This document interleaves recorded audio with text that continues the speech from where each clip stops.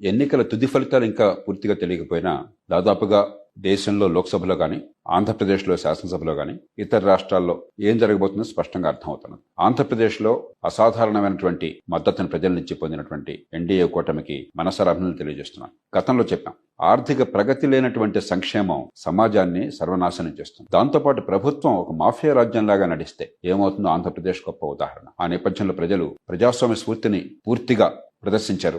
ఇక జాతీయ స్థాయిలో ఎన్డీఏ కూటమి మూడవసారి మెజారిటీ ఉన్నట్టు కనిపిస్తోంది. ఇక తుది ఫలితాలు రాకపోయినా కూడా ఇది అసాధారణ విజయం. ఎందుకంటే ఒక పేద దేశంలో ఒక ప్రభుత్వం ఆర్థిక ప్రగతి, ఆర్థిక క్రమశిక్షణ, సంక్షేమం వీటిని పాటిస్తూ మూడోసారి ఎన్నికల్లోకి రావడం అని చెప్పన్నది అసాధారణ విషయం. 1962 తరువాత ఏ ప్రభుత్వమూ 3 సార్లు నెగ్గలేదు వరుసగా. ఇక రెండోది, ప్రతిపక్షం కాంగ్రెస్ పార్టీ, వారి మిత్రపక్షాలు ఇండీ కూటమి, వారిని మనసారా అభినందించాలి. బలమైన ప్రతిపక్షం లేని ప్రజాస్వామ్యం రసహీనం అవుతుంది. ప్రతిపక్షాలకి మరింత బలం చేకూరటంతో ఎన్నికల నిర్వహణ మీద ఉన్నటువంటి అనుమానాలు, సందేహాలు, శంకలు పూర్తిగా పటాపంచలని నమ్ముతున్నాను నేను. ఇప్పుడేం చేయాలి? దేశంలో గాని, తెలుగు నాట గాని ఇక్కడ మౌలికంగా ఆంధ్రప్రదేశ్లోనూ ఇవాళ ఆర్థిక వ్యవస్థని గట్టెక్కించాలి. అభివృద్ధి నమూనా మారాలి. మంచి ప్రమాణాల విద్య అందరికీ అందకపోయినట్టయితే ఆధునిక ఆర్థిక వ్యవస్థలు ఎలా బాగుపడతారు? ఒక్క పైసా ఖర్చు లేకుండా మంచి విద్య అందించే ఏర్పాటు చేయొచ్చు. రెండోది, మంచి ప్రమాణాల ఆరోగ్యం. మూడోది, చిన్న పట్టణాలను చేపట్టాలి. ఈ ఎన్నికల్లో డబ్బు ప్రవాహాన్ని మనం చూసాం. అందుకే ఎన్నికల వ్యవస్థలో మార్పులు కావాలి. ఎన్నికల తుది ఫలితాలు ఇంకా పూర్తిగా తెలియకపోయినా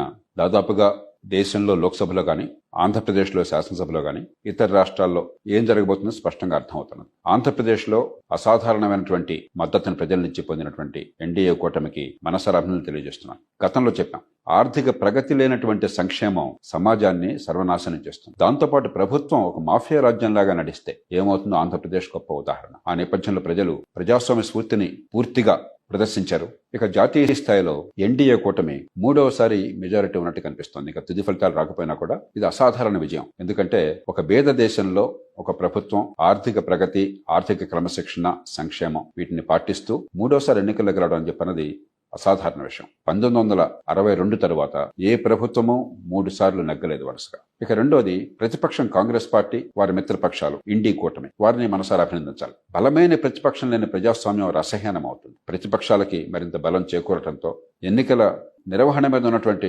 అనుమానాలు, సందేహాలు, శంకలు పూర్తిగా పటాపంచలని నమ్ముతున్నాను నేను. ఇప్పుడేం చేయాలి? దేశంలో గాని, తెలుగు నాట గాని ఇక్కడ మౌలికంగా ఆంధ్రప్రదేశ్లోనూ ఇవాళ ఆర్థిక వ్యవస్థని గట్టెక్కించాలి. అభివృద్ధి నమూనా మారాలి. మంచి ప్రమాణాల విద్య అందరికీ అందకపోయినట్టయితే ఆధునిక ఆర్థిక వ్యవస్థలు ఎలా బాగుపడతారు? ఒక్క పైసా ఖర్చు లేకుండా మంచి విద్య అందించే ఏర్పాటు చేయొచ్చు. రెండోది, మంచి ప్రమాణాల ఆరోగ్యం. మూడోది, చిన్న పట్టణాలను చేపట్టాలి. ఈ ఎన్నికల్లో డబ్బు ప్రవాహాన్ని మనం చూసాం. అందుకే ఎన్నికల వ్యవస్థలో మార్పులు కావాలి.